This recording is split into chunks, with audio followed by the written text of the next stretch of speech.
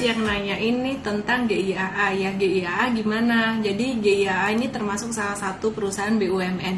Jadi sekalian aja saya nggak akan bahas hanya GIAA aja, tapi juga bahas tentang karakter dari saham-saham BUMN itu sendiri. Nah, perusahaan-perusahaan BUMN ini sangat menarik sekali ketika terjadi crash atau ketika terjadi krisis.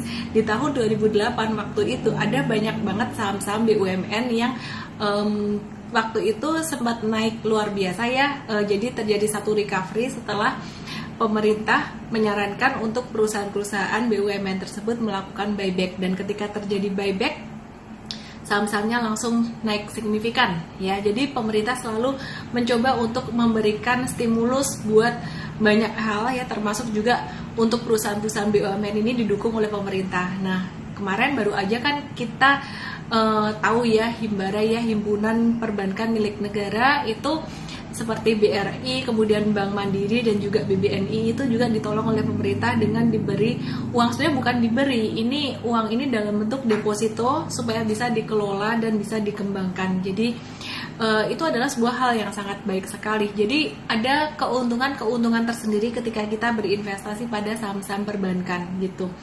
Nah, pada perusahaan BUMN kita ada beberapa hal yang memang diuntungkan dalam berinvestasi perusahaan BUMN. Nah, salah satu ciri khas lagi perusahaan BUMN ini, mereka rajin bagi dividen.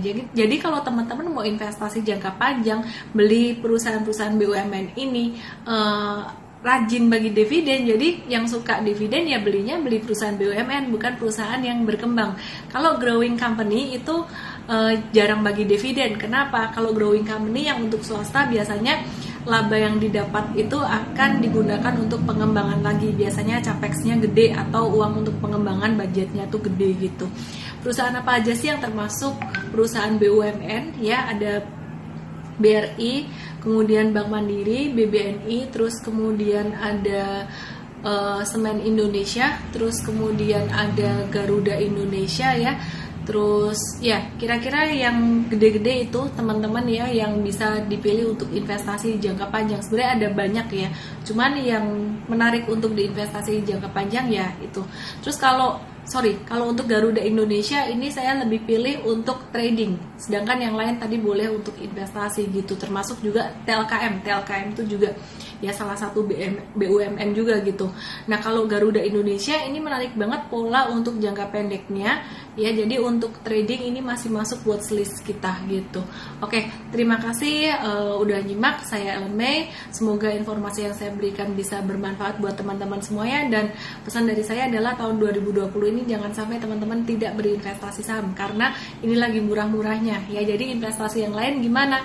Apakah investasi emas, investasi properti itu orang-orang lirik juga pada masa seperti ini. Iya, mereka juga melirik investasi seperti itu, dan juga termasuk juga obligasi itu juga mereka lirik juga.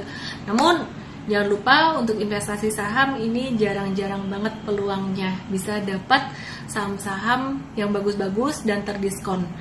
Itu tadi pesan dari saya, semoga bermanfaat. Dan yang belum buka akun bisa buka akun dengan cara bergabung di ellendesmi.com/kci, atau teman-teman bisa daftar di ellendesmi.com/sodv untuk mau strategi saham yang lebih lanjut. Sedangkan untuk EMTrade bisa ke ellendesmi.com/emtrade.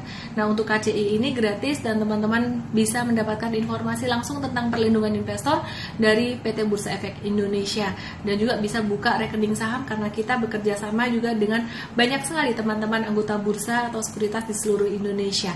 Semoga bermanfaat. Happy weekend. Salam profit.